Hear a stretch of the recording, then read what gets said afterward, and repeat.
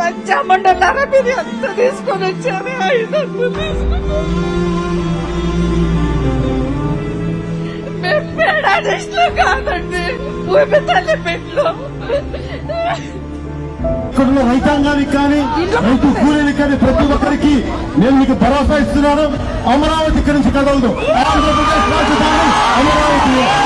ఓట్లేసి గెలిపించుకున్న జగన్ గారు మమ్మల్ని మోసం చేసి 3 రాజధానుల పేరుతో 3 ముక్కలాట ఆడుతున్నారు. కానీ ఓట్లు వేయకపోయినా కూడా పవన్ కళ్యాణ్ గారు రైతుల పక్షపాతాన్ని మరోసారి నిరూపించుకున్నారు.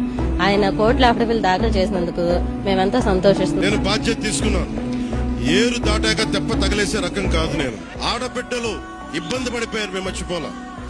సగటు మధ్యతరగతి మనుషులు నలిగిపోయారు, అరాచకం చేశారు.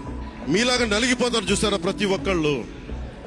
సగటు మనిషి మాకెవ్వడు ఉండడేంటి, మా కులం లేదు, మతం లేదు, నా కష్టాన్ని ఎవరు చూడరేంటని ప్రతి ఊర్లో ఉండే ఒక సగటు మనిషి అనుకుంటాడు.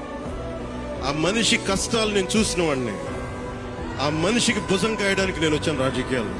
మీరు మాట్లాడే ప్రతి మాట మా గుండెల్లో ఉన్నదే మీరు బయటికి తీసుకొస్తున్నారు.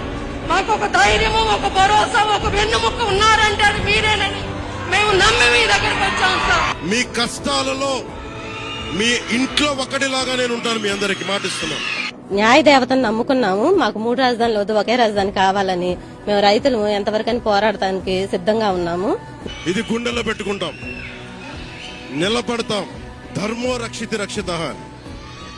నువ్వు ధర్మాన్ని నమ్మితే ధర్మం రక్షిస్తుంది అని. అసెంబ్లీ సాక్షిగా శ్రీ నారా చంద్రబాబు నాయుడు గారు ప్రవేశపెట్టిన తీర్మానానికి జనసేన పార్టీ తరఫున మనస వాచ కర్మణ సంపూర్ణ మద్దతు తెలియజేస్తాం. Those in favor will please say aye. Those against will please say no. I think the ayes have it, the ayes have it, the ayes have it. The bill is passed. ధర్మం కోసం నిలబడ్డాం. ధర్మం కోసం నిలబడితే ధర్మం ఈ రోజు మనంటే నిలబడింది. పవన్ కళ్యాణ్ గారు మాట మీద నిలబడే వ్యక్తి అని నిరూపించుకున్నారు. చాలా మంది, కోట్లాది మంది ప్రజల ఆకాంక్ష ఈ రోజు ప్రజలు ఇచ్చిన తీర్పు. అందుకని మనస్ఫూర్తిగా ఏ శక్తి అయితే కనిపించని ఆ పరాశక్తి, కనిపించని ఆ దేవుళ్ళందరికీ కూడా ఈ రోజు నేను కృతజ్ఞతలు తెలియజేసుకుంటాను.